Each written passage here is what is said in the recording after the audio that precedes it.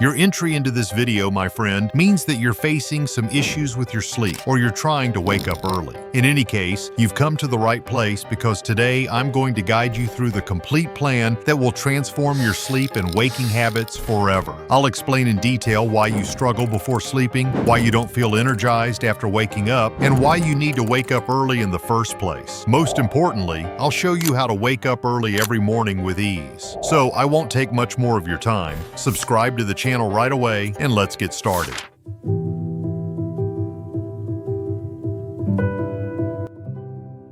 To get used to waking up early every day at any time, we must start with our sleep first. Therefore, the first part of this video relates to the quality of your sleep.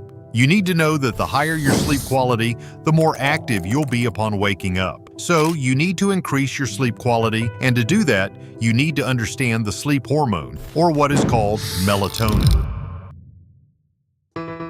Melatonin is a natural hormone that is mainly produced by the body in the pineal gland in the brain.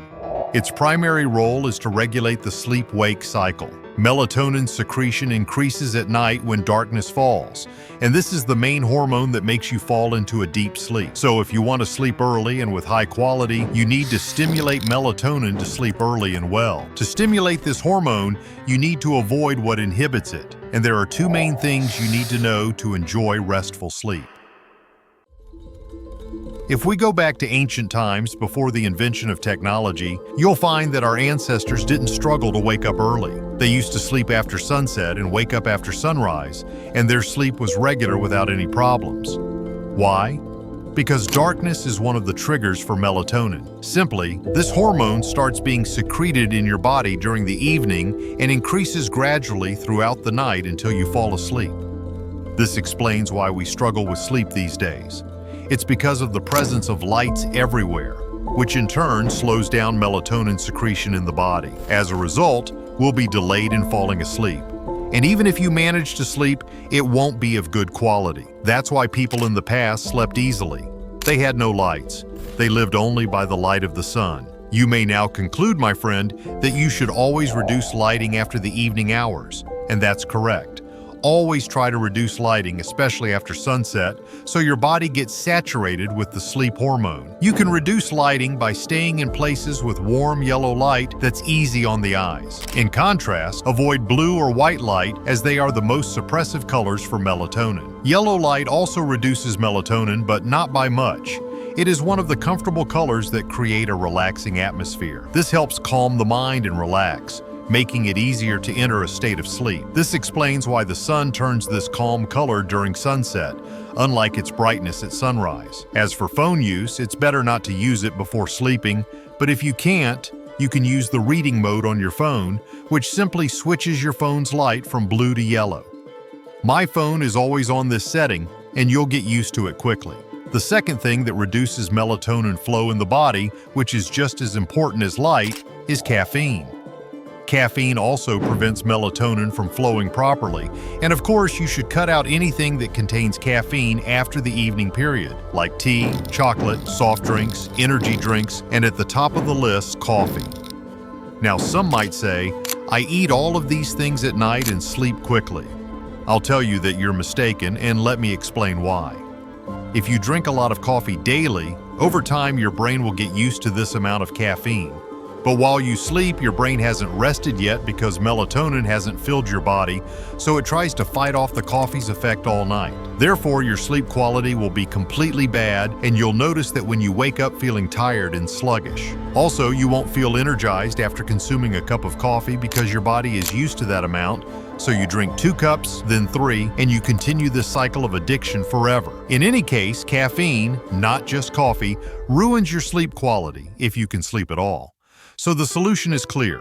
First, try to enjoy a delicious cup of coffee in the morning, and if you're addicted, cut it out for 2 weeks, then drink it again, and you'll feel a huge amount of energy in your body. But don't consume more than 1 cup. There are others who drink just 1 cup a week for the sheer pleasure of that cup after a break. So simply cut out any caffeine after the evening, whether it's tea, energy drinks, chocolate, anything. Reduce your exposure to light, especially after sunset, and try using yellow light. Read your book before bed instead of using your phone, or you can use the reading mode. Also, Try not to nap in the evening so you can enjoy a good night's sleep. You won't see results on the first day, but be patient and give this routine its time, and you'll see a huge difference in how refreshed and energized you feel upon waking, instead of waking up sluggish. Of course, there are other secondary inhibitors such as alcohol, stress, anxiety, and certain medications. But the most important factors are light and caffeine. And remember well, a great day starts with a good night's sleep. And now that you know that your ability to wake up early depends largely on the quality of your sleep, I will now explain the next chapter, which is about waking up early. In this chapter, I will talk about 3 essential techniques and concepts to wake up early at the time you want without any struggles or fatigue. The first piece of information is the most important point in this chapter, which has been the gateway to productivity in my life, is that waking up early is just a habit. I will repeat this simple piece of information several times in the video because it ties together all the upcoming concepts. So what do I mean by habit? I mean that after practicing it for a long time, it will become very easy to the point where it loses its difficulty and becomes a part of your life. To make it a habit, you need to set a specific time for it. Otherwise, it won't become a habit. So you must set an alarm for bedtime. Yes, pay attention to this sentence. Set an alarm for bedtime. Most of us set the alarm for a certain time in the morning, but we sleep at inconsistent times. This prevents the brain from getting used to waking up early, and thus, the issue of waking up early will always be difficult for you. Setting a consistent time for sleep and a consistent time for waking up is the key to making waking up early easier. Why? Because waking up early is just a habit. For example, if you set an alarm to go to bed at 11 p.m. and another alarm to wake up at 6 a.m., if you continue with this routine for a month, you will begin to sleep and wake up at these exact times without an alarm because sleep is just a habit. So, from now on, set a fixed time for sleep and stick to it, and set a fixed time for waking up and stick to it. This will help you regulate your biological clock, which is an internal system that determines your sleep-wake cycle. When you stick to a fixed time for sleeping and waking, your body will get used to this rhythm, making it easier to fall asleep quickly and wake up feeling more refreshed. You will see how this point will change your sleep and wake routine forever, just like it changed mine. The second point, which is essential for the success of the habit, and you've probably heard me repeat it many times, is consistency. Building a habit is simple and clear, but that doesn't make it easy. It requires consistency and discipline. To establish this habit, you need to keep going and not give in to the temptation of going back to sleep. You must overcome yourself and let your mind take control. I'll remind you that waking up is just a habit, so the effort you're putting in to wake up is temporary until your brain gets used to it. Remember, without consistency, the habit won't form, and everything we've discussed will fall apart without it. Since this step is a little challenging, I will give you some strategies to make waking up easier in the first 30 days. First, prepare what you will do the next day before you go to bed. This will give you motivation to wake up, as you'll have something to look forward to in the morning. So, plan your morning the night before because when the alarm rings, you'll know what to do. If you don't wake up, it's okay. Your disappointment will motivate you to wake up the next day. Second, change your alarm sound. Getting used to the same alarm sound might make you want to break your phone because of that annoying noise. So, set a nice tune that gives you energy and inspiration to wake up early and start working. Third, change your phone's location. If you keep your phone next to you, you might turn off the alarm without even realizing it. It's best to place it far away, so you'll have to get up to turn it off. Personally, this method is what helped me get used to waking up early. Fourth, drink water. Drinking water helps with waking up and feeling refreshed. After hours of sleep, your body is slightly dehydrated, and drinking water immediately after waking up rehydrates the body and stimulates its functions. These strategies will help force you to wake up. And as we said, consistency is an integral part of building the habit of waking up, and it is only temporary. It will become easier with time. The third point is light. Remember what we said about the sleep hormone and that the key to falling asleep quickly is to avoid light. In the morning, you need to reverse this rule. As soon as you wake up, you should expose yourself to a lot of light, preferably sunlight. Morning sunlight stops the production of melatonin, the hormone that makes us feel sleepy, and stimulates the release of other hormones like cortisol, which increases alertness. So, open the windows as soon as you wake up to get some sunlight. If that's not possible, turn on the lights in your room, and it won't take long before the drowsiness fades. Additionally, morning light boosts your mood, productivity, and energy levels. So let's summarize what we discussed in this chapter.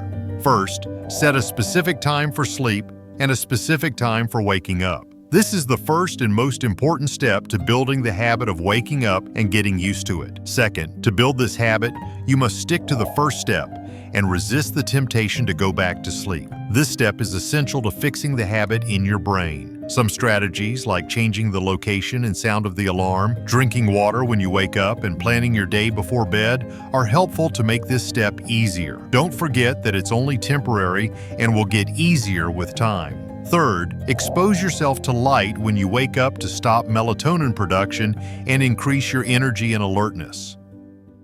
My friend, after all this information, you might now be wondering, what is the ideal amount of sleep? Or how long should I sleep to have a good day?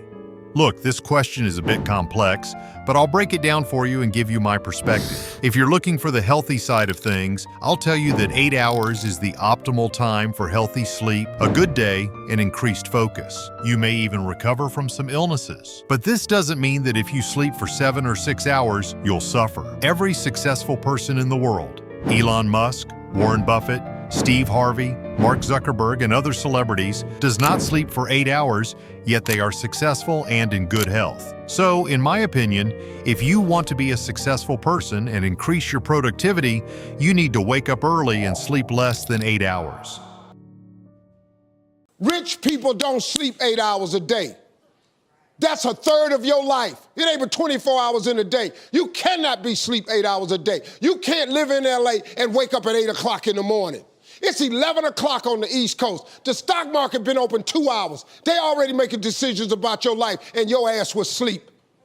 That extra hour or two you gain in the morning will benefit your entire day, as it sets the tone for the rest of it. If that hour is productive, the whole day will be productive and highly efficient. I don't sleep for 8 hours, and I won't sleep for 8 hours, except maybe during vacation, because it's a lot of time and time passes quickly, so I need to make the most of every second. For those who believe that 8 hours of sleep helps them wake up easily, you're mistaken. Let me give you an example. Do you remember when you went to bed knowing the next day was your birthday, a party, or a trip? I'm sure you slept for only 5 hours but woke up happy, excited, and full of energy. I'm not saying you should sleep for 5 hours, but understand that the number of hours you sleep doesn't determine whether you wake up early feeling good. It's more about increasing your energy and enthusiasm. You can adapt to any number of hours you prefer by following the steps we discussed earlier. However, I recommend not sleeping for less than 6 hours, as this could make you sluggish, tired, and prone to illnesses over time. The takeaway from this chapter is that if you want to be productive in your day and continue your journey to success, you should sleep for less than 8 hours. But if you don't have dreams, you've already achieved them, or you train intensely every day, then 8 hours might be suitable for you. So, choose the number of hours that fits your daily routine. All these steps, dear viewer, I have followed and stuck to for a long time, and they truly have great results. They will change your life, so give them a chance and wait for the results. If you want more habits like these, you'll find them in this video. Thank you for watching, and goodbye.